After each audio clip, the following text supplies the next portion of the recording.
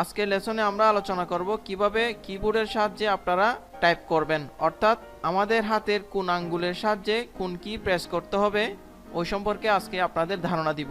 গত পর্বে আমরা কিবোর্ড পরিচিতি নিয়ে আলোচনা করেছি। পরের পর্বে আমরা দেখাবো কিভাবে ইংরেজি লেটারসমূহ আয়ত্ত করে টাইপ করবেন। তো আপনারা এখানে দেখতে পাচ্ছেন এটা হচ্ছে একটা কিবোর্ড।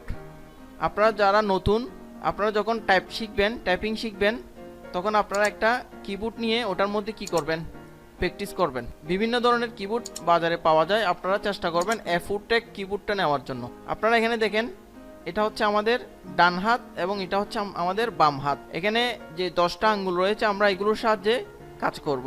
বাম পাশে দেখেন কনিষ্ঠা, অনামিকা, মধ্যমা, তর্জনী, এ পাশে রয়েছে বৃদ্ধাঙ্গুলি। আবার ডান পাশে দেখেন কনিষ্ঠা, অনামিকা, মধ্যমা, তর্জনী এবং বৃদ্ধাঙ্গুলি। এই কিবোর্ডটা দেখে আমরা বুঝতে পারবো যে আমাদের কোন আঙ্গুলের সাহায্যে কোন কিগুলো আমাদের প্রেস করতে হবে। আপনারা দেখেন এখানে এটা হচ্ছে আমাদের বাম হাত, বাম হাতের এটা হচ্ছে কনিষ্ঠার আঙ্গুলের সাহায্যে আমরা 1 Q A Z, অনামিকার সাহায্যে 2 W S X, মধ্যমা এটার সাহায্যে আমরা 3 E D C।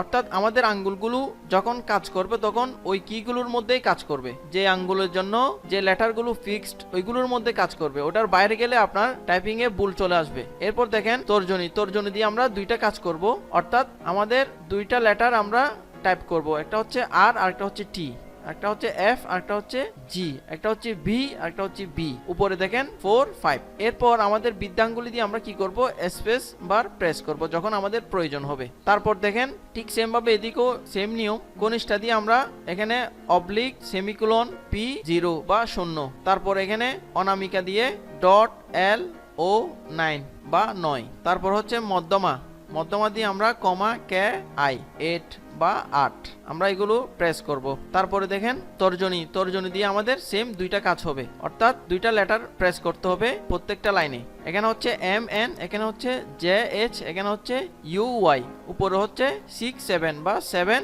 6। ঠিক সেম ভাবে এখানে আপনারা এই কিবোর্ডটা দেখেই অনুমান করতে পারছেন কিভাবে আমাদের টাইপ করতে হবে। আপনারা একটা কিবোর্ড নিয়ে ওটার মাঝখানে হাত রেখে আপনারা এগুলো জাস্ট টাইপ করবেন। তাহলে আজকে লেসনে আমরা এইটুকু ধারণা নিলাম যে কিভাবে আমাদের টাইপ করতে হবে, কোন আঙ্গুলের সাহায্যে কোন কিগুলো আমরা টাইপ করব। পরবর্তী পর্বে আমরা দেখাবো যে খুব সহজে আপনারা কিভাবে টাইপিং গুলো আয়ত্ত করবেন, টাইপিং লেটার গুলো কিভাবে আয়ত্ত করে আপনারা টাইপ করবেন। এই বিষয় নিয়ে আমরা আপনাদের সাথে বিস্তারিত আলোচনা করব।